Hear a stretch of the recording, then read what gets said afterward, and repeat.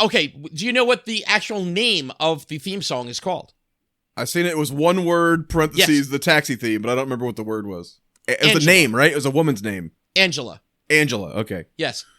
Do you know why? Yeah, he was, I remember he told a story about how he was going down on Angela Lansbury, and no. the air was whistling through her vagina, and the theme was born. Is that right? No, that wasn't it. Yeah. And he goes, you take Mrs. Potts' name out of your mouth. He goes, that was a pretty good song. I'm going to use that for the taxi theme. I wonder what's on the tube.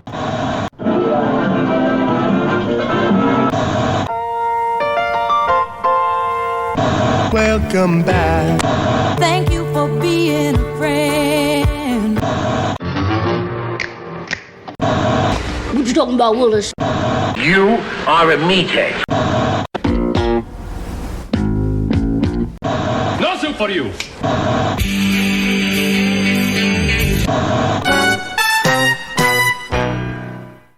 Don't touch that dial. Adjust those bunny ears, because what time is it, JJ? Thank you very much. It's time for Sitcom My Face. I'm Jay, that's Nick. And it's time to take a spin around the old city of New York, isn't it? Oh, yeah. What are we talking about this episode, my friend? We are talking about the 1978 to 1983 classic Taxi. I watched the Queen Latifah, Jimmy Fallon. Oh, okay. Yeah, we'll talk about that one instead. Oh, shit. Oh, man. Shit, I was watching the De Niro and... Why do I... Oh, Taxi yeah, Driver. That was Taxi Driver, yeah. With that weird hooker child, yeah. Although I would not be surprised if there was a few hooker children in this show. There's some topics they talk about. Oh, my God. Yeah, they were not afraid to touch pretty much any topic. I was talking to, after watching about 6 episodes, I was talking to a buddy who had never seen it, and he's like, oh, what's it about?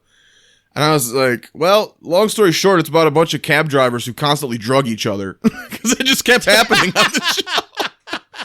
Seemed like every episode I was watching, somebody was drugging somebody else. Yeah, the drugs were a prominent part of, like, the series. Like, you had the episode, I don't know if you saw the one with... Tony's one girlfriend popping the uppers, and when she says, I'll get rid of him, and she throws the bottle like on the ground, you see the other cabbies like dive at the bottle. Yeah, she gives them to Judd Hirsch in there. But actually, that actress we saw before in our Full House episode, she was one of the actresses who dated Danny Tanner. Wow, on Full House.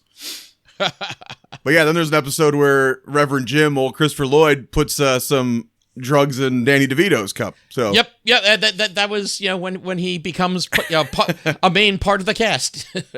So this show again, we've talked about it a few times now, where this show changed networks. This was aired for 5 seasons. What was it? 78 to 82. I got 78 to 83. Is mine wrong? Well, 78 to 83 in total. 78 to 82 on ABC. Right, and then they canceled it. It went to a bidding war, which has happened in a couple other shows we talked about. It was NBC and HBO. The fledgling network there. Yeah. It's like, besides, playing movies and that, they were like, oh, okay, maybe take a stab at an original series, continuing that's, highly popular. And they got bid out by the Peacock. I saw a great meme today. It was like, HBO Max is now Max. Your move, Peacock. Yeah, oh, God. Just go by cock. Apparently, Peacock was taunting Max, or whatever, but not, doing the shortened version. That'd be fucking funny. You know what? You give me a streaming service called Cock. I would subscribe at least 1 month just for the lols. And getting to tell everyone, hey, did you see Cock last night? Yeah. Wait, do you get Cock? No, I just want to be like, the price of cock has really gone up this year. Oh, man. I'm paying like $8.99 a month for cock. This is getting out of hand, dude. Yeah. Anyway, Taxi, man, what a great choice you made for this episode. Revisit one of those. I call them those comforting '70s shows. I talked about it with the Bob Newhart show and Mary Tyler Moore. Correct. A few writers in common and a producer there, but just something about some of these shows that were just something I could turn on as a child, nick at night, lay in bed, chat with Grandpa, and then and just hang out. It was great. Yep. And I haven't revisited this one in quite a while. Yeah, and as you said, with the shared creative teams, James L. Brooks, one of the co-creators of Mary Tyler Moore, was one of the creators for Taxi. Also an executive producer on The Simpsons. Yep. He was also I'm trying to remember, was he producer? He produced on all of the Mary Tyler Moore spinoffs as well. Yes. Also, the movie As Good as It Gets and Terms of Endearment were also from his mind there. I told you before we started recording, but there's Icons Unearthed, the Simpsons kind of docu-series I've been watching on Amazon Prime. It's 6 episodes, but especially that first episode talks about how integral he was to getting the Simpsons on the air, especially as a series after the Tracy Ullman show and all that. Right. So that's cool. But yeah, they did mention how come he does all these dramatic movies? I think he did Spanglish too, right? With Sandler? Yes, you're right. He does all these dramatic movies, but is also responsible for some of the funniest shows ever on television. Yes, and I totally agree with you. As this was definitely a favorite of me, as a youngster. And, it's like you could just, no matter if you had watched it or not before, you could join in at any point, and you knew who the characters were. And that's one thing I loved about the series from the get-go. They didn't have to go into too much detail about each character. It's just, no, okay, this is the way the character is. Enjoy. And a lot of characters. This show juggles a lot of characters very well, though. Yes. It was a definite big ensemble cast. The good thing, too, and we'll get into the cast here in a second individually, but it's a really smart ensemble in that not everyone's funny, but not everyone is the joke character. Right. There's really good, well-rounded, real characters, and then you have these crazy off-the-wall characters. Mm-hmm. Latka. Jim. Yeah. Those two prominently. Now, did you understand why this was starring Judd Hirsch and Judd Hirsch in Taxi when it's a pretty big ensemble? I'm trying to remember if I read that one. Was that a part of his? Yeah, that was a part of the reason they got him to do the show. I guess he was actually on Broadway. He was like a stage actor. Yeah, he was a stage actor. He had done some of the Mary Tyler Moore spinoff, Rhoda. For I think he guest starred episodes. on Mary Tyler Moore. I want to say they just said twice or something. Yeah. And they loved him so much they wanted him for this show, and he just kept turning it down. So finally he goes, I'm just going to make some demands they're never going to meet, and they'll leave me alone. And I guess his name above the title was one of the demands, including, I think, more money than he probably should have gotten even. But right. They were yeah, whatever, sure, let's do it. And he figured at first it's only going to last a couple of seasons, and he didn't want to be overly committed because he wanted to be free to do either plays or movies. But imagine being in such a place where you're just nah, all these amazingly brilliant people are creating a show and they want me to star in it. Nah. That's no. We talked about it with was it Shirley, what's her name, on What's Happening? Mm-hmm. When they offered her a show, a spinoff of Good Times, I think. And kind of with Marilyn Munster there, that first actress who was like, well, the show won't go very long. I don't really want to leave my husband in New York. And then she ends up leaving the show, quitting the show, which was a hit at that point, to go back, and we get a different Marilyn on the Munsters. God, to be one of those actors who can just do that. Me, I'm like, yes, anything. I'll do anything. Please. Put me in. Let me suckle upon your teat, Mr. Weinstein. In background, every once in a while. I just want to be there. I'm the only one still calling Harvey Weinstein. You need anything? Huh? I'm the only one still willing. Put me in something, please. But yeah, and he Judd Hirsch plays the character Alex Rieger, who is our main character, but at the same point, is he main character? Really, it's an ensemble, and they highlight him at many times, but like any episode could be, Alex-centric, Latka-centric, Jim-centric, Elaine-centric. Hirsch has a great line in the pilot, I believe, where he's when Elaine's new to the cabbie service. Yeah. The Sunshine Cab Company, I think it's called. Yep. And he goes, that guy over there, he's a prize fighter. That guy over there, he's an actor. That guy over there, he's an artist. He goes, I'm the only one here that's actually a cab driver. Right.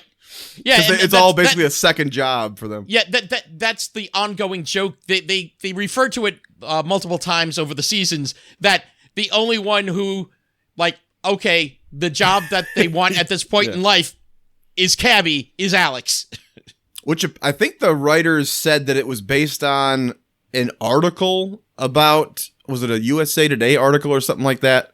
Yeah, they had seen about how all these people were doing, just driving cabs for like a second job to make ends New York meet. Magazine in 1975. The article was called "Night Shifting for the Hip Fleet."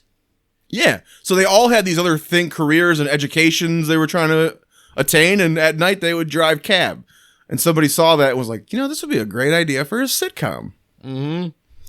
And it really does. It lends itself to that workplace ensemble so well. We've Very seen a much couple so. of amazing workplace ensembles already. News Radio. Oh my God. One of both of our favorites. So. Oh yeah. Yeah. This is a good one.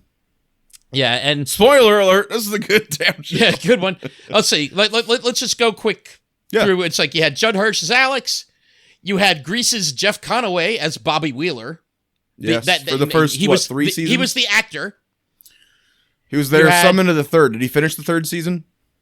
I think he did finish the third, but they realized afterwards, like, hey, they when he was, I guess, in a drug-induced stupor, they took his lines and they divided them up between Louis and Jim or Tony or whatever, and it's like, oh, wow. We don't really need him. We're still getting the laughs. Never mind, we don't need you. I think they said they found him on the dressing room floor. Unconscious from drugs, yeah. But yeah. That's what, when we were looking at the thing, I was like, what do I know that guy from? Because even his older face kind of looked more familiar to me. And you were like, oh, Grease. And I was looking at his resume like, oh, Celebrity Rehab. Yeah, that makes more sense. That's probably why I saw. Yeah.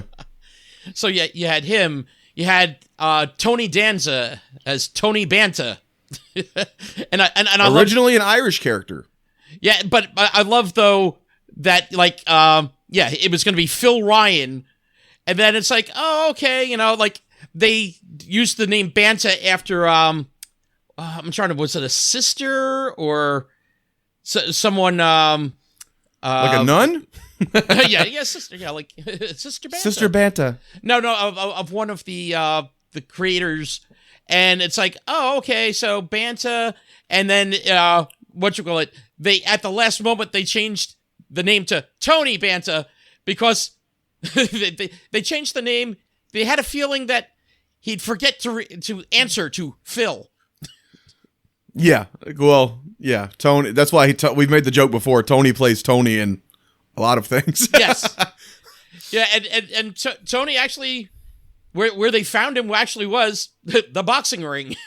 When I read that, I kind of wondered if it was more like a boxer jab, though. No pun intended, boxer jab.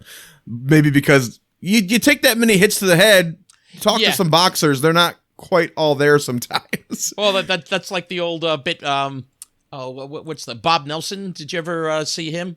I don't know who that is. A stand-up comedian. Okay. And like, how come there's no sit-down comedians? I don't know. But I've seen some fall-down comedians. Oh yeah. But what's his name? Bob Nelson. Like his first thing, like he was on one of the Rodney Dangerfield young comedian specials years ago, and like he did a football player, like like that got hit in the head a little too many times. Then next time around on the next Rodney Dangerfield Young Comedian special, he played a boxer that's been hit too many times. And like the whole thing is like, my name is Jeff. What? Jeff, what? What the hell's calling me? I would like to see an old comedian special. Yes. Just a bunch of guys who can't. Well, I think that would have been called the Friars Club, but they closed that one in the city. Yeah. True. But yeah, and let's see, who are some of our other ones? Elaine Nardo, played by Mary Lou Henner, the amazing woman with the what is it? Not photographic memory, but eidetic memory. I believe. Like hyper photogenic memory. Yeah, but basically, yeah, she can tell you what, if you give a date, she can tell you what she was doing, who she was with, like all that stuff. Like, and like she'll go into detail. Yeah, it's like a syndrome, and like it's only like 100 people have ever been documented with it. They said. Mm-hmm. In the history of the world, I was like 100 people, and she's one of them. Yeah, I actually remember one of the Kevin Smith podcasts. He was talking about that. I think she was his neighbor for a while. I forget. Was that on Smodcast? I was like Smodcast, I think. Yeah. Okay. But yeah, she can. Yeah, you can tell her any date, and she can like a mental image, pitch perfect of what she was doing, what was there, what was going on. She'd be great if she witnessed a murder, huh? Jesus. I was gonna say, yeah, she would be the best witness in a like. If you want to get away with murder, make sure fucking Mary Lou Henner is nowhere near you. Nowhere around DeCisa. But yeah, you had let's see, Elaine. You had Latka Gravis, played by Andy Kaufman. And Andy Kaufman, who apparently everyone fucking hated because he was an asshole. Well, Andy Kaufman was just being Andy Kaufman. Watch Man on the Moon and get a little bit of insight into him if you want. Exactly. And, starring Jim Carrey as Andy Kaufman. Right. Where I still have to watch. Did you watch that that new doc about it? That doc about what was it? I think it's just called Andy and Jim, and it's on. I think it's on Netflix. Being Andy or something or other, like where Jim Carrey actually got lost into the character that like he couldn't separate himself from. I did not watch it because I'm interested in Andy Kaufman, but I'm not that interested in Jim Carrey. So gotcha. So 50% doesn't draw me into watch that fucking doc. Well, we had Christopher Lloyd as Jim Ignatowski, star of my favorite movie ever, Who Framed Roger Rabbit. Oh, I was going to say what was that? Camp Nowhere? I think it was. I dated a girl one time, and like we're on our first date, and what's your favorite movie? And I was like, oh, Who Framed Roger Rabbit? And I was like, what's your favorite movie? She goes, Back to the Future.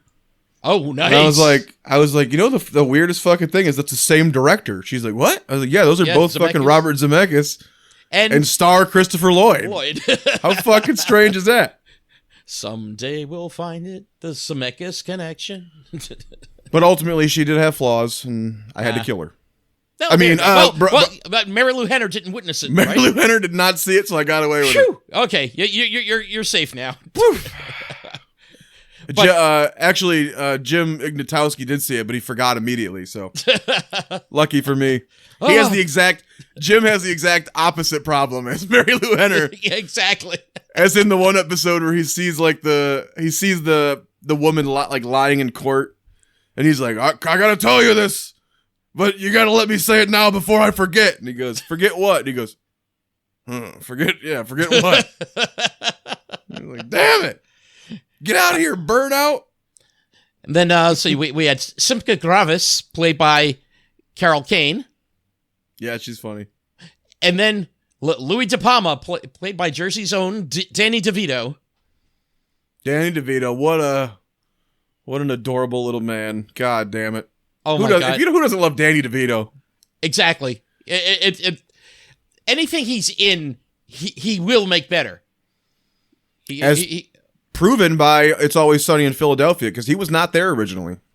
Yeah, that's strange thinking about that he wasn't, at the beginning. They did that first season. I want to say it was like 6 or 10 episodes, because those are pretty short seasons anyway. Mm-hmm. But yeah, someone at the network was like, "It's good, but we need something. We need somebody to get people in watching, and we're good." And one of the producers of somebody, I think they had worked with him on. It might have even been this.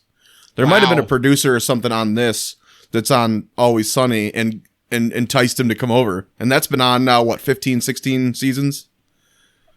Yeah, 16 or might be even going into 17. Who knows at this point? It's they go with that wouldn't die. As we talk about with the overseas shows, they do really short seasons and maybe not that many even episodes. Always Sunny has done 16 seasons or so, but they're only like, I think 10 each, most of them. Yeah. Oh, like you said, those earlier ones were even shorter. Kind of like South Park only, I think, does 10 or maybe even less now with their Paramount deals. Mm-hmm. But I love one of the things for Danny DeVito, like he loved the Taxi Pilot script so much, and he basically went into Louis mode to get the role.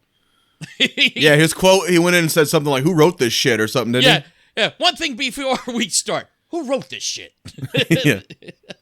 Well, he had done, I believe it was his first movie, right? Was One Flew Over the Cuckoo's Nest, I think. With Christopher Lloyd was in that too, right? Yep, Christopher and, Lloyd. The Cuckoo Brad Connection. Dourif, the voice of Chucky, was in there. Jack Nicholson, of course. Yeah, there's some doozies in that one. Oh yeah. Oh no, that great movie. But yeah, it is kind of strange seeing, Danny DeVito and Christopher Lloyd reunite in this show. Yeah, and Christopher Lloyd didn't join till season 2, but he had a guest spot, right, in the end of the first season? Yeah, well, he did the first wedding of Latka, so he, the whole thing, okay, for non-resident alien, you have to actually, if you get married and, basically, it's a promise that, you're going to stay together. He basically married a hooker. Yeah.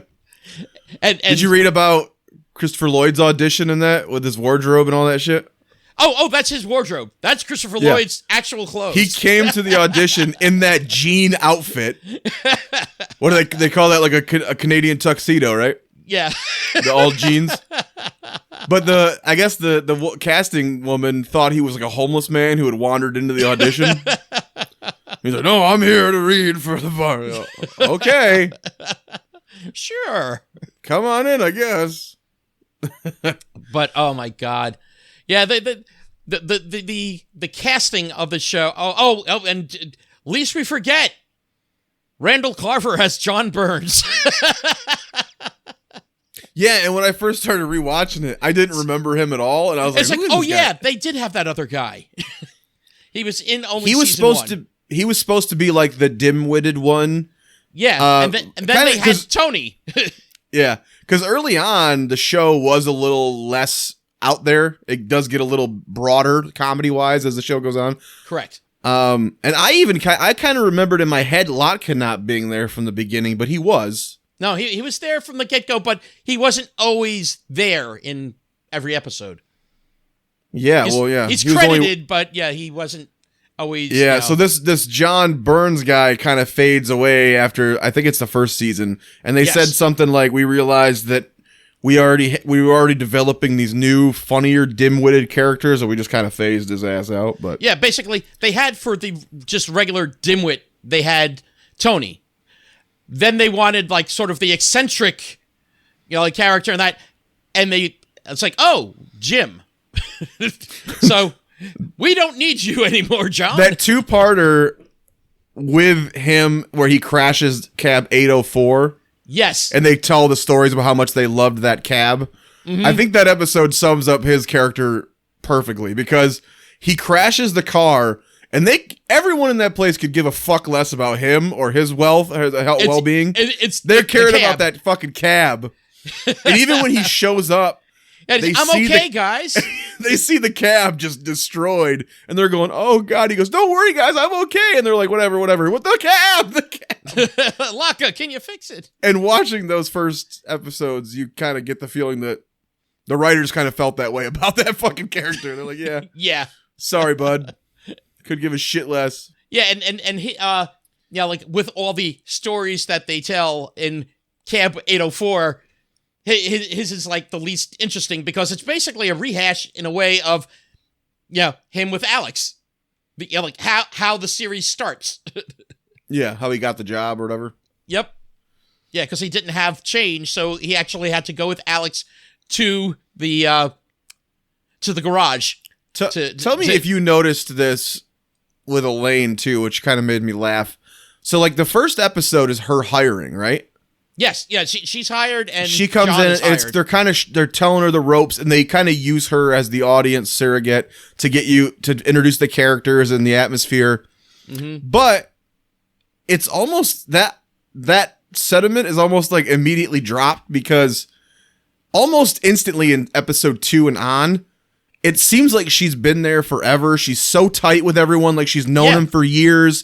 She's like they're talking about like old bosses or managers, and she's like, "Oh yeah, I remember him." And you're like, "How the fuck could you remember him when you just started here?" Well, it's Mary Lou Henner. She must have seen him like briefly 1 second. She saw him once on the street. It was like, I know everything about you. Yeah. The bionic. But that kind of weird. That kind of weirded me out because there was, especially I think with like that flashback one too. She's kind of talking like she's been there for a decade. Mm-hmm. And I'm going, wait, what the fuck?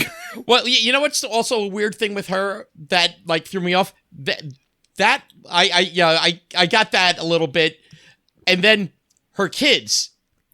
It's like I remember one boy. Did she have more than one? Yeah, she also had a girl. Okay. And what happened is like in season what was it? Was it 4 or 5? It's like like they had the two of them there at the garage. Yeah, actually it was the end of season 4, in fact. They had the two of them and like I think the boy got younger. It's like, wait a second. Hold on here. He was in a spelling bee in the first season, I think. As the story needs, the ages will change Yeah. Oh, and another character that isn't necessarily in the main credits, but is always the first one in the ending credits in later seasons was Jeff Bennett, played by J. Allen Thomas, like who basically is the guy behind Louis in the cage all the time. Yeah, he started getting more lines toward the end, I noticed. Yes. Yeah, they it almost felt like he was like an extra who then finally started. He was almost like a Gunther, it felt like. Yeah. Like on Friends. Like, oh, you know what? We like this character. Yeah, well, and especially he's African-American, and we talked about how the Bobby character was written as a black character. Right. But then they gave it to the white actor, and there was never really a black lead on this. There's guest stars and stuff and other... Right. So he's kind of the closest you would have, so I wonder if maybe they were like, oh, we have him here. Let's kind of start utilizing him. Right. Yeah, it's like, let's make him actually one of the team.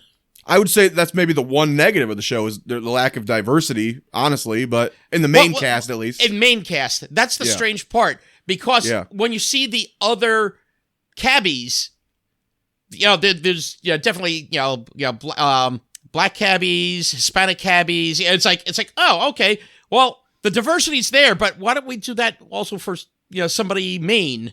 Right. None of the main characters, they're all white, but there is the Hispanic mechanic who had a scene or two with Latka I've seen, where Latka's speaking his gibberish language and the guy's arguing with him in Spanish.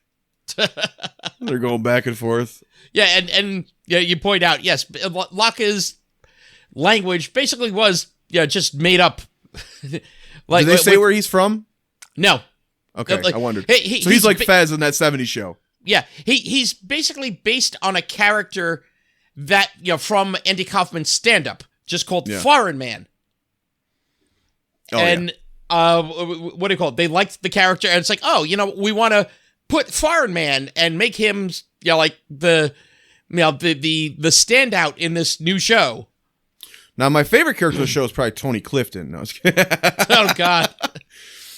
Yes, the Tony Clifton debacle. Yeah, like Tony Clifton was one of the personalities that Andy Kaufman, created, and brash, basically lounge lizard type of guy, And it just he helps punctuate the insanity of Andy Kaufman when he wanted so hard for everyone to just believe that this was another guy and not him. Yeah. That according to the movie, they say even like he had his manager play him when he was in the room so that people wouldn't know. But on the show, he made the show creators and everyone give a different dressing room, a different parking spot, and a different separate paycheck to Tony Clifton. Yeah, and that as part of his contract, that Tony Clifton had to be in at least one of the episodes. And apparently, when he was in Tony Clifton mode, that's when he caused the most shit. Right. So, yeah. I think didn't they separate just fire Tony Clifton and not Andy Kaufman? Yeah, they separately fired and get out of here. And and apparently that's exactly what Andy Kaufman was going for. He wanted to just cause enough shit to be let go as Tony Clifton. So fucking weird. Because apparently he and Judd Hirsch pretty much came to blows. When he was playing Tony Clifton. By every account, and if you look at old interviews, at least written interviews, they do talk about he was only on set 2 days a week. He had one rehearsal day and the filming day. Yep. Because he was he didn't want to work on the show all the time. I think he was doing other shit at this point. Mm-hmm. But he would show up and he would delay shooting. He would act like a fucking nut job. They said one day he just meditated for hours and wouldn't film. He needed to meditate and was pissing everybody off. He showed up with prostitutes and when he was Tony Clifton, he showed up with prostitutes. Apparently, went into the dressing room or whatever, and made lots of noise with them. We're disrupting everything going on outside, scenes being shot. You mentioned that recent reunion, and one of the first things out of Judd Hirsch's mouth is "Oh, we all really love and miss Andy Kaufman." I'm like, no, you didn't. You don't fucking miss that. Again, it's the thing you say when someone dies. Besides, he's not dead. We loved him. Yeah, he's not dead, right? Huh? He's hanging out with Tupac and Biggie and Elvis, Jim Morrison and Jimmy Hoffa. They're all hanging out. They're having a tea party on Epstein's Island right now, I guess. I don't know. God. But yeah, Andy Kaufman seems... It's one of those people you go, I can admire your work and think you're funny, but I would never want to meet you. There's certain people like that, like Roseanne. I loved the show Roseanne, but she's so fucking insane. I don't think I'd ever want to meet her. Oh, no. I would ruin... As a person, no. I would not want to actually meet Roseanne. I saw DMX in concert, and it was at a venue that I'd been to a million times, and I always would wait outside and meet the artists or usually comedians I was seeing there. But I went to the DMX concert, and my buddy's like, "Are we gonna hang out and meet DMX?" I'm like, "Oh no." I'm like, I fucking love DMX. No, don't go there. I love DMX. I fucking I love his raps. I do not want to meet that crazy fucker. Yeah, that would be He's literally got rap songs about "Don't try to shake my hand, motherfucker. I'll cap your ass." You know what I mean? I'm trying to remember now. Was DMX one of the people that sampled Bob James's music? I don't know. He did weird samples, like he did "No Sunshine." But just to let everyone know who the hell I'm talking about, Bob James was the man that composed the theme song to Taxi, and the other incidental music. It was all Bob James, and is this like a flute in this song? What the hell is that? I don't know. It kind of sounds like a flute or something. What's that? It sounds kind of flute. I mean, I'm not a musical expert by any means, but I played percussion, which means duh, bang, bang, bang. No, it my sounds fellow like percussionists a flute, out there. But it also sounds like it may be one of those other instruments that has a flute-like sound. So I don't know. Like you almost picture like fucking Pan with his little flute. But apparently though, Bob James. Do you know what the actual name of the theme song is called? I seen it was one word, parentheses, the Taxi theme, but I don't remember what the word was. It was a name, right? It was a woman's name. Angela. Angela. Okay. Yes. Do you know why? Yeah, he was. I remember he told a story about how he was going down on Angela Lansbury, and No. the air was whistling through her vagina, and the theme was born. Is that right? No, that wasn't it. Yeah. And he goes, you that take sounded Mrs. pretty Potts' good." name out of your mouth. He goes, that was a pretty good song. I'm going to use that for the taxi theme. No, but I think it was the third episode where I was really proud of that joke. it was good. But Anyway, go ahead. Third episode, Alex goes on a blind date with the girl that does the answering service for Bobby while he's waiting for like an acting gig. Like he decides to call in the one time and he's speaking to Angela for like an hour. So they decide to go on a blind date. And when he meets her, she's a heavyset girl, and basically she it's like, okay, you did your penance or whatever, you can go now. It's like, no, I want to actually go. Let's go out to eat. No, we don't have to. It's like she was so annoying. it's like you want to find the beauty in the character, but it's like, wow, you're not really given a lot to work with there, lady. But there's a lot of relationship episodes of this show, and those are the ones I started skimming over because I started seeing so many where it was like maybe like 10 in a row I watched was like Louie's on a date with somebody, and then Tony's on a date with somebody, and then Alex is on a date, and then I'm like, okay, I get it. I don't know these more fucking dating people episodes. Date. We get it. So when they started sitting at dinners a lot in restaurants, I started going, okay, all right. So I started trying to find more of the different type of episodes. Right. But as I mentioned, it started turning into a lot of Latka, Latka, and a lot of Jim, which we started getting very Jim focused episodes, which I really kind of liked when we started getting his home life. Yes. Like even with his dilapidated apartment and the fucking wrecking ball because he's living in that was so great, that episode. It's like I guess that's the chance you take. You take when you lived in a what's condemned building. A condemned building. Yeah. And then that episode goes on to stay at Louie's apartment, which what does he do? Burns it down. Well, burns it. Not down, but burns it. Yeah, and like it was so strange to me. I'm like, okay, so in the whole apartment, it's only Louie's apartment. Like in the whole building, only Louie's apartment is burned from the inside. It's like, and somehow he survived. He's like, what happened? Oh, I was smoking in bed, and you fell asleep. No, I just wasn't paying attention as the apartment burned.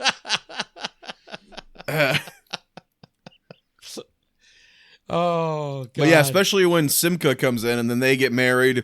Yes.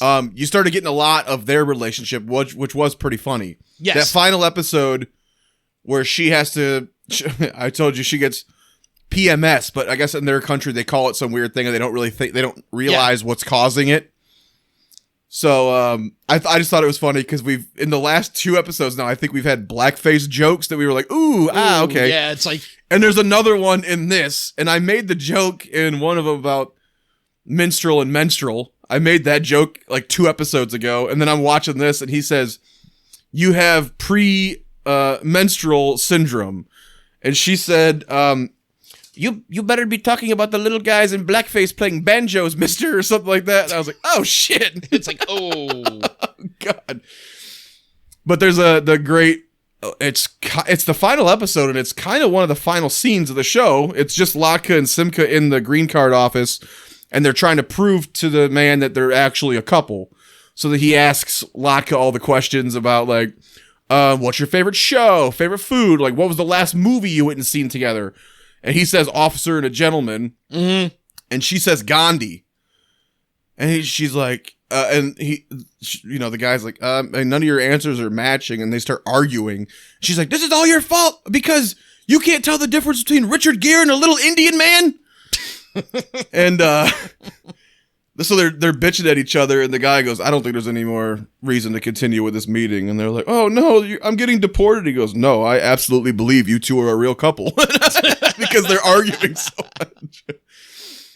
Oh my god! But I just thought that was weird that obviously they must not have known the show was going to end because it doesn't. Right. It's not at all a finale for the show. Yeah, and that's the besides, I wish there were more episodes. I also wish there was an actual ending for the show. Being so good, it's like okay, it deserves like an actual ending. And there's so many 2-part episodes. Mm-hmm. If a 2-parter had just made its way at the end there, a 2-part finale, but it didn't happen, unfortunately. Nah. But what were some of your favorite episodes when you watched? I mean, obviously the Reverend Jim, the first one where he joins the cabbie service and does the test. I think it's called Jim Ignatowski, A Space Odyssey. Yes. Yep. And if anyone has not watched the show, I would say have a good laugh and watch this episode. Yep. It is to me one of the driving test is one of the funniest moments in a sitcom, and it has been a lot of times referred to as such and on top of lists. He's filling out the application. I love the line where he's like, what do you say, mental illness or drug abuse, like as a yes or no, and he's like, that's a hard choice. Eyes. Don't put 2. No, not 2. Oh, they want color. What color are my eyes?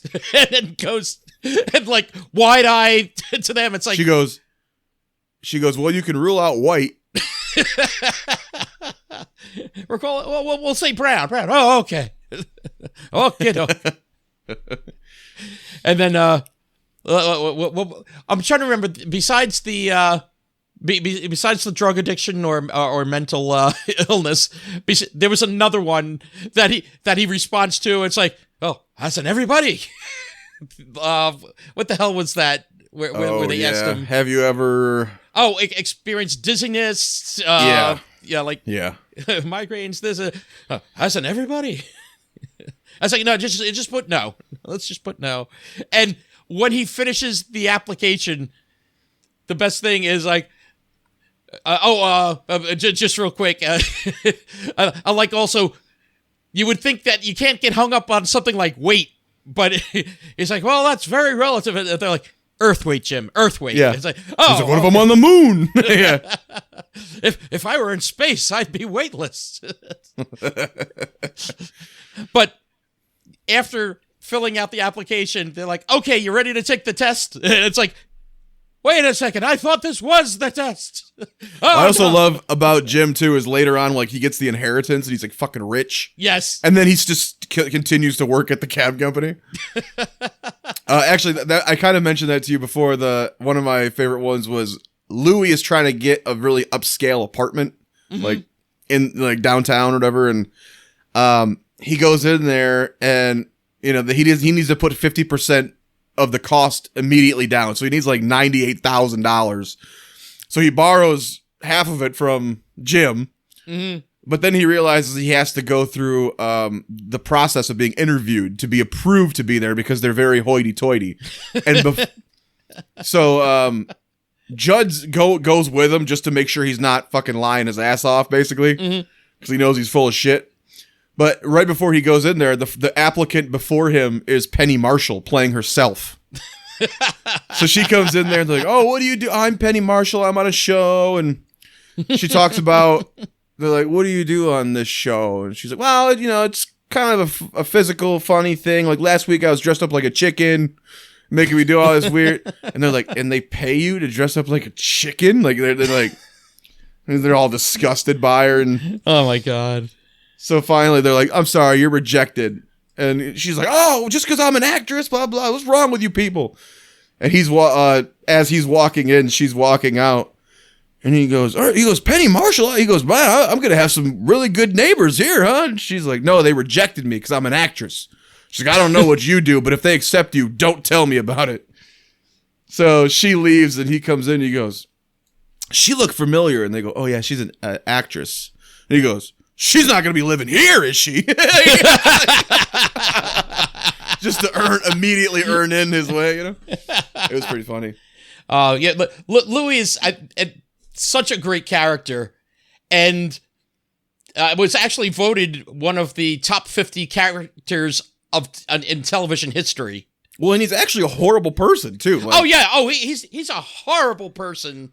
Like Rhea Perlman's on here as his real life wife, plays his girlfriend for several seasons on the show, and he treats her like shit. He's cheating on her.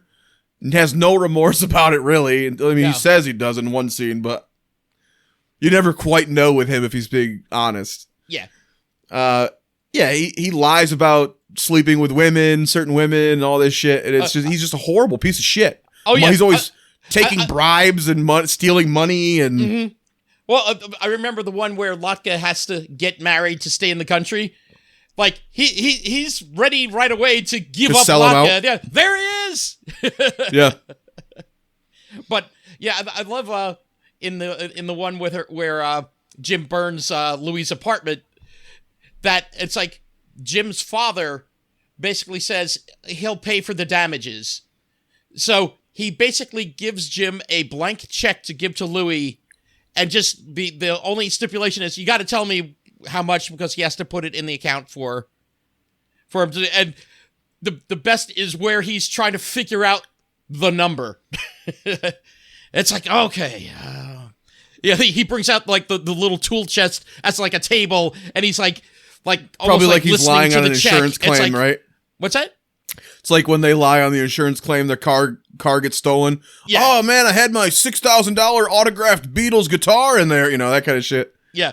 Oh yeah, it's like, okay, it's like 50,000. He's got the hand up here. It's like, no, he'll never go for that. And it's like 9,000. No, too low. It's like, okay, 40,000. No, it's like if he thinks 40, and then he'll think 43, and then he'll think 45, or 47, 50. No, we can't go with that. 39. Okay, wait, they think 39, 40. Okay, 40, you think 50. Okay. 27,000. Like he's like playing this game, and Jim is like totally like enthralled by this.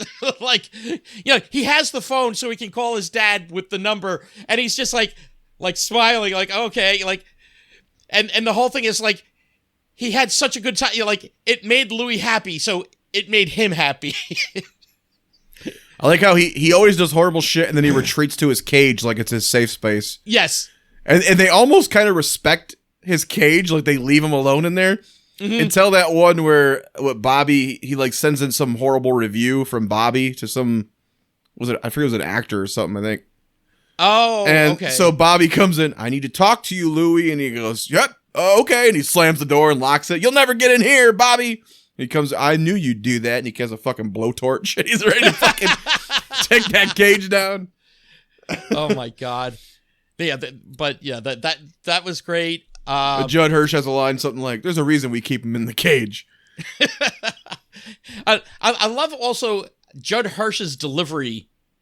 Like he has a very Groucho-esque like delivery, deadpan, but deadpan more delivery, like for the good Alex character. But he's also like, he's the guru for everyone. You're like, whenever he's a good straight man because he's also funny. Yeah, exactly. Yeah. So it's like, like whenever anyone has a problem, everyone goes to Alex. He gets a lot of we talk about like actors who can get the non-verbal laugh, the look, just by reacting to someone else. There's a lot of that. Exactly. Louis doing something crazy, or Latka, or Jim, and just the look he kind of gives to everyone else, Yep. Oh god, I watched one of the episodes that I remembered when I was young with Latka, with the cookies, Grandma Gravis's cookies. Did you see that one? Mm-mm. Oh my god, Yeah, like the ongoing thing is like he wants to be famous like the famous Amos. It's like, I want to be famous like the famous Amos. So he makes these cookies, and at first, like, everyone is kind of like biting into these cookies. It's like, they're chewy. It's like they're having like difficulty, and it's like, they'll last a while. It's like, I think Tony says, he left part of it on his bedpost and ate the rest in the morning, but unbeknownst to everyone else, and basically also to Locke himself, the secret ingredient in Grandma Groffus's cookies, which was cocoa leaves. Oh, all right. Cocoa again, leaves. so people were getting drugged again. Yep, people getting drugged again. So it was it was great seeing all the characters, like, their personalities intensified because now they're on drugs. So, like, Wheeler, but, Bobby, he just, just every once in a while, like, just dances by, and then he comes by again, like, doing, like, spins. It's like, wait, what the hell is going on? And then, Alex, can't stop talking. Elaine actually finds Louis interesting and somewhat attractive. Well, like in the other one, when Tony's girlfriend drugs Alex. Yes. He starts doing the talk. Am I talking a lot? I feel like I'm talking a lot. Am I talking? I can stop talking whenever I want. See, I just stopped. I just stopped right there. I can do it again. See, I just stopped talking again. He's like, but then let's see. What were the other ones? Oh, it was great that Tony. He's like, no, I'm okay. Yeah, you're like, and he goes over to get something from the coffee machine, and he picks up the entire coffee machine. And when I'm talking about coffee machine, I'm talking about a vending machine. He picks up the vending machine, brings it over to everyone else. Okay, do you guys want anything? Or but the best is when Louis has Jim taste the cookie. And it's like, oh, wait a second, hold on. And it's almost like a wine tasting he's doing. It's like, okay, wait. And then all of a sudden, he just nonchalantly, like when people do wine tastings, they actually, like, they kind of swirl it around their mouth and then, like, spit out into a bucket. It's like, he's like trying the cookie, and all of a sudden, he spits a piece past Louis. And I was like, what the hell just happened?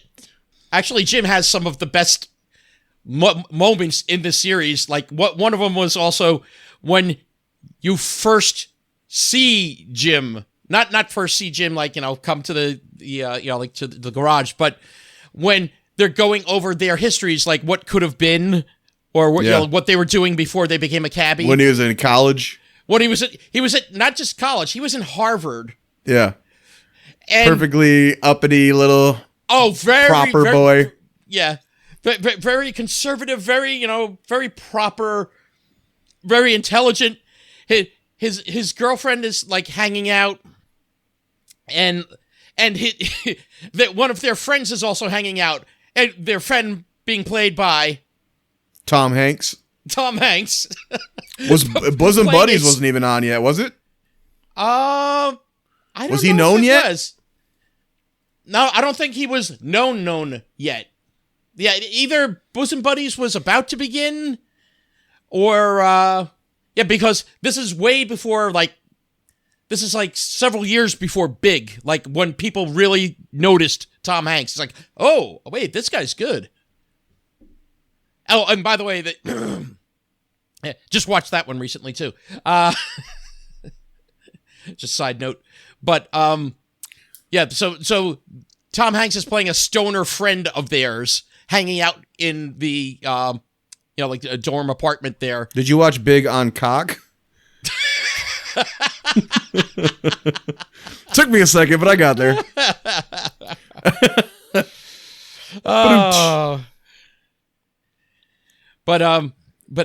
Anyway, so like Jim doesn't want to do drugs. He doesn't want to drink. It's like he's very straight laced, but his girlfriend is like, everyone's trying marijuana. It's like, and they have marijuana-laced brownies.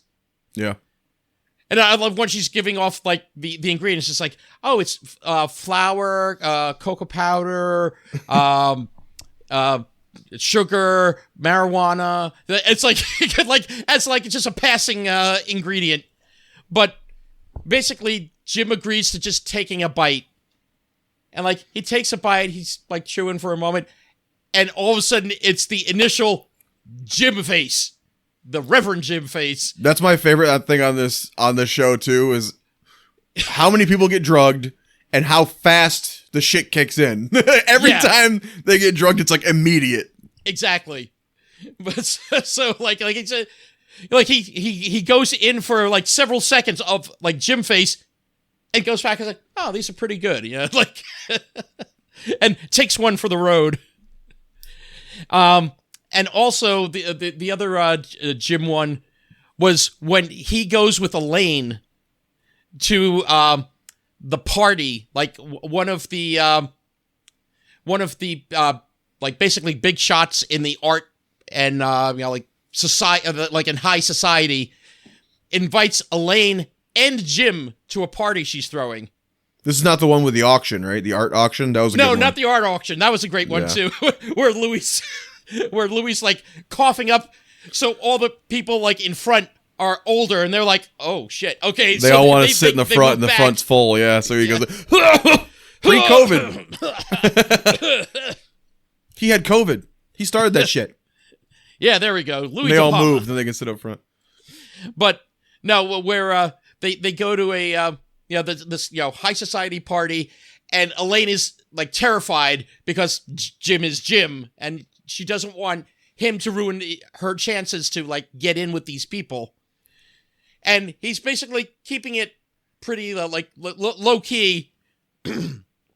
But then the woman throwing the shindig basically comes to them and it's like, oh, like, so-and-so is kind of held up. They were supposed to have a pianist there to, play for everyone. Do they do the joke? Do they do the pianist joke? Do they do the joke? No, oh, okay. Every time a pianist is mentioned in a sitcom, you have to make the penis joke, right? Usually. But I think they disregarded it this time. They had other stuff up their sleeve. So the great thing is, like, he volunteers to be the entertainment. So at first, like, he's doing strange things, like he takes like a bottle of Perrier. It's like my impersonation of a water cooler, and then, like, turns it upside down and like it's like bubbling into the water. But then it's like, oh wait, you guys wanted a piano. It's like, then he sits down at the piano and starts playing "Mary Had a Little Lamb" like off key, like Okay, hold on. Oh, wait, I got it. It's like, and then all of a sudden he just goes, yeah, and like you see Elaine is just like terrified. She's like so embarrassed, and he's like, what the hell? And he starts playing these classical pieces like some kind of like maestro. It's like, oh my god. Does he go Norton on it from Honeymooners and play Swanee River? No, he doesn't. I gotta play this first. It's like, who played who wrote the following song? Ed Norton. Well, yeah, we can, like I said, you could tell they start leaning on Jim a lot, but because he's so good. Like, even the art show one we kind of briefly mentioned there, when he shows up in he shows up in his jean outfit again. Yeah, but with a tie. And Bobby's like, where the hell's the tux? I got you that tux. And he goes, it didn't fit. Well, except for the tie. He goes, as luck would have it, we wear the same size tie. And they go in there, and Danny DeVito does the bit where he does the cough to get everyone to move out of the front row to sit down, and they're sitting there. And the price keeps going up on the painting, and he's like, I'll give you $100. That's my final offer. It's like up to like $1,800 or something. And there wasn't the woman painting up there, and he stands up. I know her. Yeah, and it's sort of like semi-abstract. Abstract female painting. What's that? I know her. Yeah, I know her. changed her hair color, but Yeah, yeah, that was a really funny episode. And at the end, like they lose the auction, but they're all like, "Well, there's all these repro kind of paintings out here." And he's like, "Well, we came here to buy some art. Let's buy some art." So they all pick out a painting, and at the end, they're all back in the cab set, and she's kind of walking through and seeing all their different paintings, and they're pretty average. And then you get to fucking Louis up in the cage, and he's got like a naked black woman painting. Yeah, almost like a 70s like black a velvet, light. like Yeah, like a velvet black light painting. Mm-hmm. That's pretty good. Oh my god! But yeah, there's so many good episodes in the show, and like you said, when they start leaning more heavily on Jim and Latka, it's like you get some great TV and some really funny moments. The other great Jim responsible for a lot of this is a director we haven't really talked about yet, but Jim Burrows. Yes. Who did 75 episodes of this and left the show to create Cheers. Yeah, I was going to say, what was that little series he went on to create there? Yes. He directed episodes of Friends, the Kelsey Grammer show we've shit on, Back to You, that we're going to cover someday. He did episodes of News Radio. He did episodes of The Bob Newhart Show, The Mary Tyler Moore Show. But yeah, he directed 237 episodes of Cheers, which is almost all of them. I think there was like 30 or 40 that he didn't do. He was off that day. The one that kind of surprised me with him, he did 246 episodes of Will and Grace, which I've never watched, but... Yeah, I watched a little bit of Will and Grace. Is it that good to have his stamp on it like that? It's definitely a funny show. Like, put it this way, we'll definitely get to it at some point. And then go ahead. No, I was going to say definitely some standout characters in that show. Okay. And then he did reunite with some of his former cast members. Like he did direct episodes of Superior Donuts, which we talked about, stars Judd Hirsch here. Mm-hmm. And episodes of Man with a Plan, which stars Joey Matt LeBlanc from Friends. Who is, I guess, the poor man's Tony Danza? Or is Tony Danza the poor man Matt LeBlanc? Did you see Tony Danza was actually a boxer first, and he was discovered in a gym, and I guess originally supposed to be in The Warriors? Yes, the movie Warriors come out to play, and they ended up talking him into, I think he quit that movie to do this show. Mm-hmm. So I don't think he's actually in, I've never seen The Warriors, but I don't think he's actually in it, right? He quit that to do this? Right. Yeah. And then, excuse me. Let's see. What were some of the other things? Oh, you know who else auditioned for Alex? I mentioned him earlier, but Mandy Patinkin actually auditioned for the role of Alex, but he showed up in that episode of the Cab 804. Yeah, you mentioned that name. I never knew the guy's name, but you said he's the guy from Princess Bride. Yes, you'll know him from a lot of other things too, but like the first thing that people like, it's like, wait, what's his name? Montoya. What's his name? Inigo Montoya. Yeah, that's the only thing I know him from offhand, but I never knew his real name. But I didn't even realize that was him in the back of that cab in that episode. Mm-hmm. See, I'm trying to think of some of the other things that I found. Oh, here's a trivia question for you and for everyone. Who's driving the cab in the opening and closing credits? I do know this one. Let's give the audience a second. Who drives the cab in the opening? Tony Danza. That? It's Tony Danza. That's correct. Yeah. And then, there were, and I was watching for it, because there's a lot of where they actually have footage of the cabs driving in the actual streets. Yes. And I kept waiting to have the face obscured or have like a shot where you couldn't see the driver. But a lot of times it actually was the actor driving the cab, I noticed. Yeah. Well, at least in the seat. They probably had it towed or whatever, however they did it. But yeah, like I've seen Judd Hirsch in a bunch driving in the actual long shots. Mm-hmm. Tony Danza. I remember specifically in that one where the guy is going to commit suicide on the bridge. Like, you can actually see him driving on the bridge in that scene as well. I love the guy. It's like, no, wait, get back in the cab. Don't do it. Okay. okay.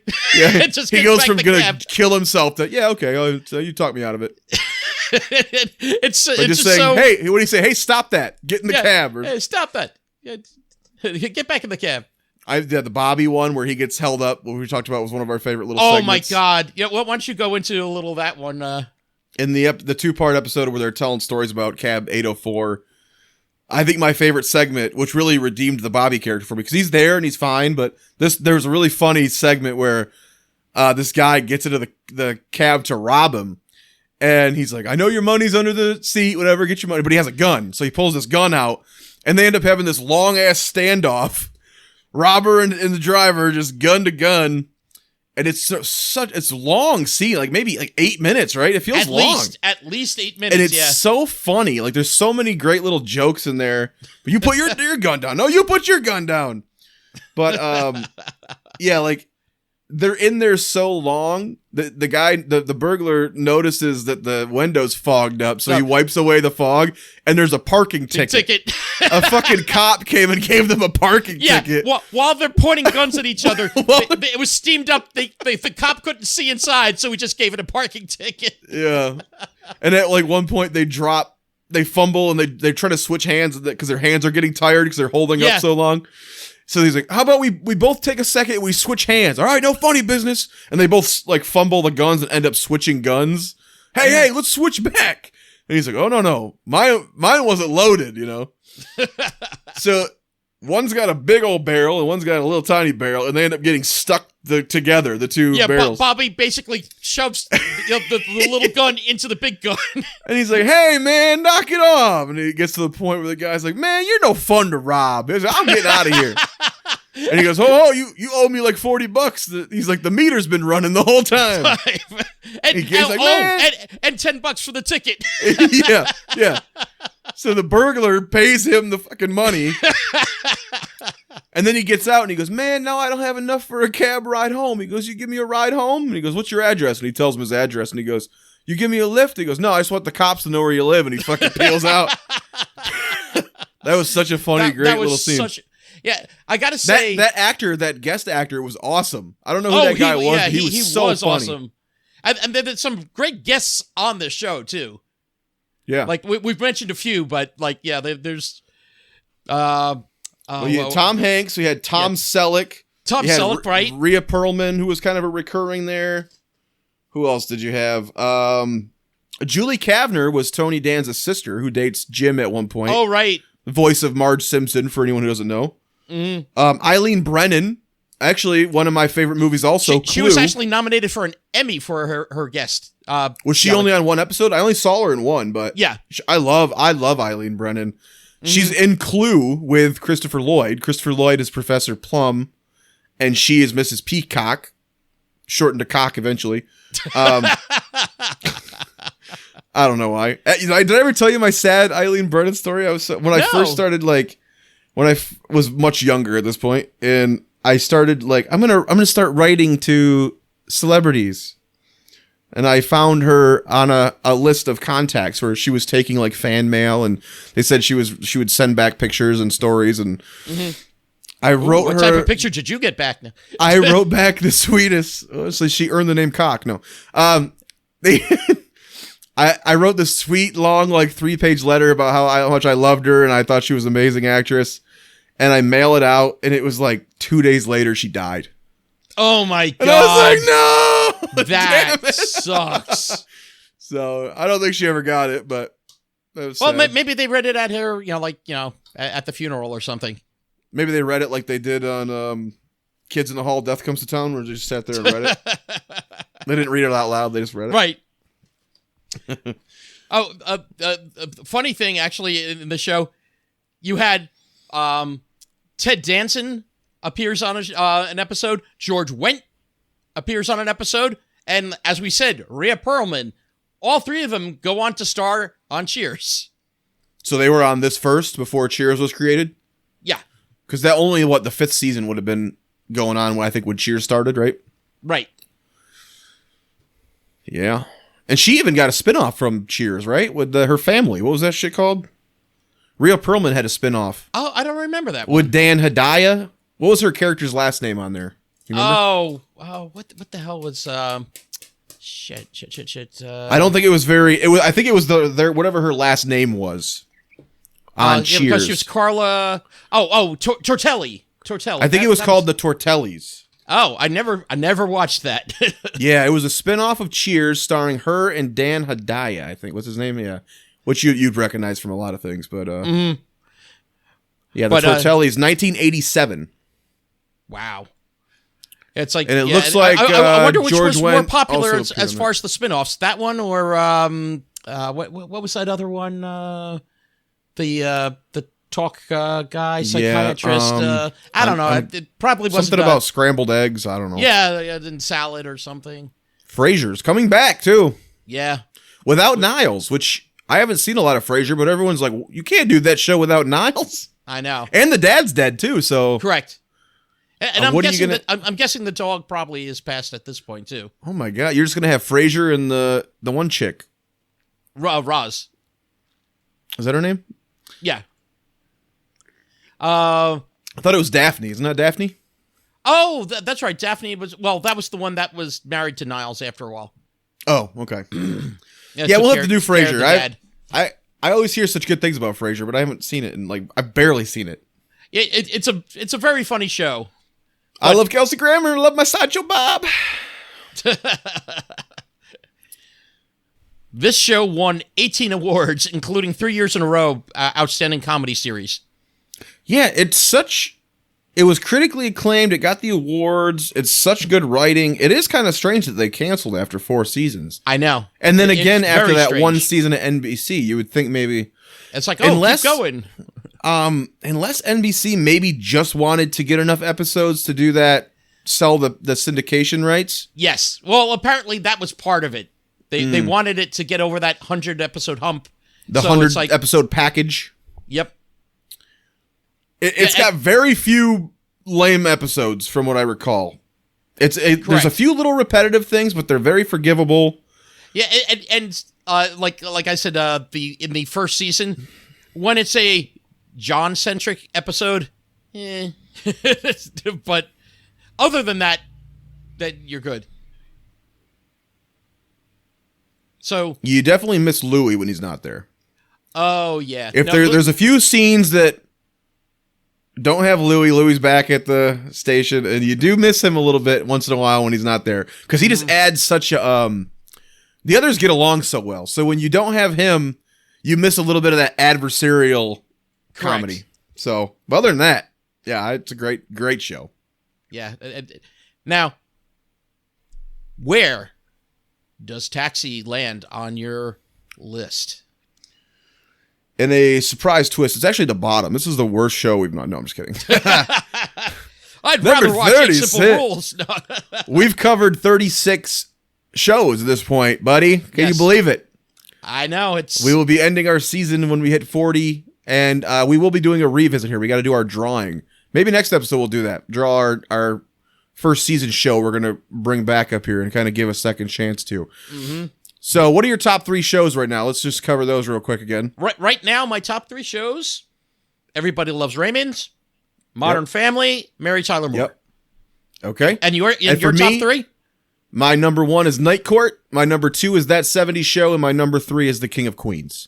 Gotcha. And again, we are doing our favorites. Down the road, we will do, I think, shows that we think are best. So just for little context here. But, yeah, and you know what? I don't think we're going to go all the way down the list for the best. We're just going to highlight, I think, the top of the list, basically, or maybe top half. Maybe like a top 10. Yeah, something like that. Taxi falls for me at a very difficult number 9, but it's still pretty good compared to what we've seen here. Wow.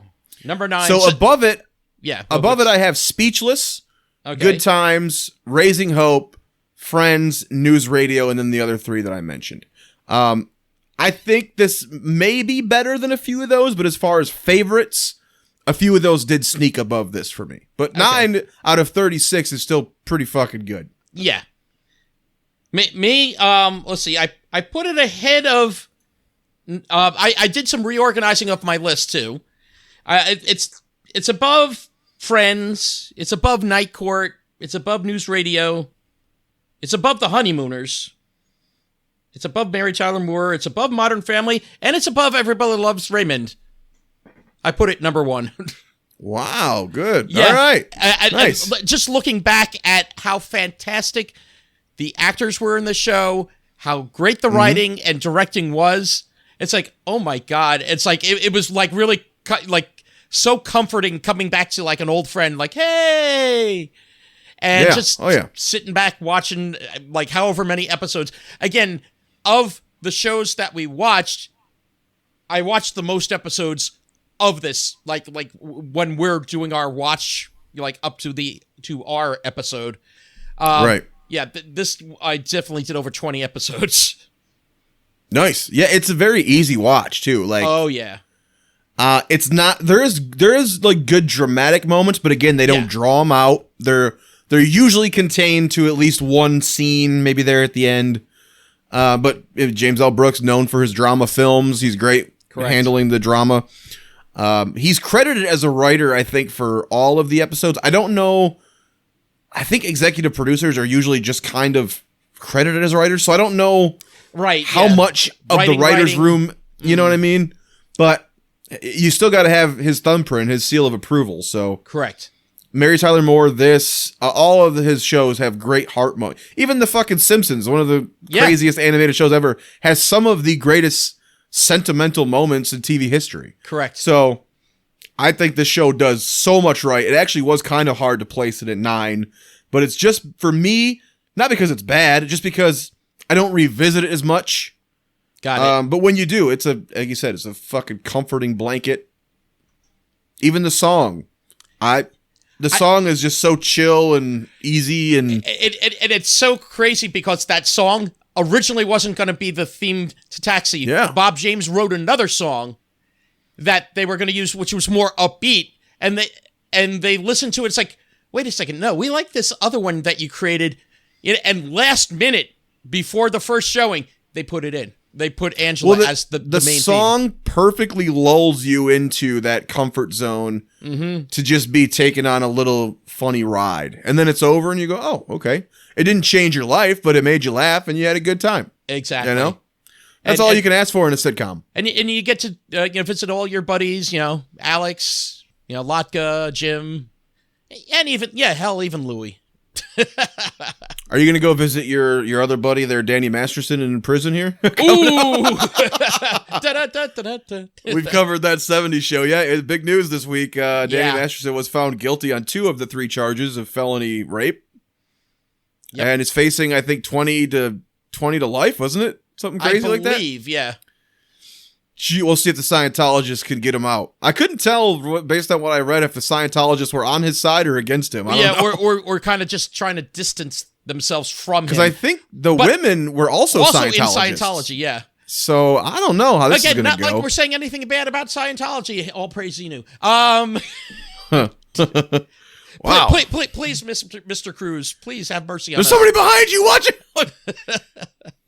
They were just waiting for your ass. They knew. But Better hope Mary Lou Henner doesn't watch this. She's gonna tell him everything. But that's in recent news. Yeah, I know we're kind of doing the news after the actual talking about the episode, and other very recent news, like as of today. Iron Sheik, rest in peace. Who? The Iron Sheik. What the hell's that? Ever watch wrestling? No. Oh, okay. Well, from back in the old days, he's the guy that lost to Hulk Hogan when Hulk Hogan... wrestle my inner demons. Does that count? Yeah, there we go. No, but he's the guy that, without the Iron Sheik, you didn't have a bridge between kind of like the old-fashioned wrestling and the newfangled wrestling in the 80s. The Iron Sheik was the bridge. Tina Turner just died, too. Yes. Yes, what, last week or something? That was, what was it, a couple of weeks ago now, right? Since we last recorded, but fairly recently, yeah. True. Oh, and I did watch that episode of fucking Night Court where Roz came back, the new Night Court. And how was it? What a fucking waste of my life to watch that whole episode for 2 seconds at the fucking end. How hard is it? Really? You have Night Court, you have fucking Dan, and I don't care about spoiling it for you because it's not worth watching this shit. Dan gets a job as a judge back in his home. I think he's from like Louisiana or some shit, Yeah. right? So he goes back. The whole episode is about him leaving, throwing the party. No Roz. I'm like, where the fuck is this Roz thing at? Yeah. He goes back. He's a judge now. He's first day like on the bench, and there's a crazy out of control bachelorette party. And old ass Roz, Marsha Warfield, walks in, and he goes, Roz? And she goes, Dan? And that was about it. She fucking leaves the courtroom. Holy crap. And I was like, what the fuck are you doing? That was it? That was, Damn. I don't even remember a fucking joke in there. I mean, Oh their my jokes God. aren't funny anyway, so I wouldn't call them jokes, but it was literally just like, there she is. Okay, bye. Credits. Yeah, that's us paying homage to Roz. It's like, are you fucking kidding me? Wow. It was fucking dumb. Yes, But yes, the new Night Court, definitely not Taxi. but I mean, maybe he's gone from the other show then, unless they're gonna start doing episodes where he's a judge in another court. I don't fucking know how you do that. Maybe but that'll be the focus instead. maybe we get some new side characters that are actually interesting. Probably not, but Probably not. maybe you bring Bull in just to go, there he is, bye. Yeah. Fuckers. Fuck that show. Oh, yeah. No, I stopped watching a while ago. Like, I watched more episodes after we had watched our, like that 90s show. I watched like a few more, and my wife watched it with me, and we were both like, just like kind of turned to each other like, Cringy. It's cringy. But where can they find us, Nick? well, Where can they if you find wanna all of our find- other episodes? Well, you can find us at Facebook / Sitcom My Face. You can find us on, well, they can find you at twitch.tv / BidwellFog. They can find me at twitch.tv / NetNick191. If you want to watch the live episodes, that's where you go. You can find us. You can find these great episodes, the video versions. You can find us on YouTube. And what is our channel called? I think it's called Sitcom My Face. Wow, that might be hard for them to remember. Yeah. Will soon to be streaming on Cock. You got to watch those streaming cocks. Yeah, you got to get out of the way. But and also, wherever you listen to your podcast, you can find us there as well. Yup.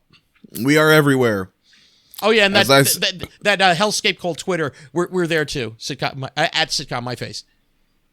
Absolutely, my friend. You can follow me on there too, Bidwell Fog. Yep. I share some shit. You know what's funny is I think my Twitter is still attached to my old show title, which is hard to swallow. So I get a lot of like porn stars and shit following me on there. There we go. So that's how you do it. Okay. There you do it. They must think it's like a porno fucking podcast or something. But And then now they hear us talking about, like the new streaming service Cock. Yeah. Definitely not hard to swallow, baby. But at that. All right. I hope all of you sweet little nothings will come right up here in Sitcom My Beautiful Face. Good night, everyone. Thank you very much. Bye. Fuck off.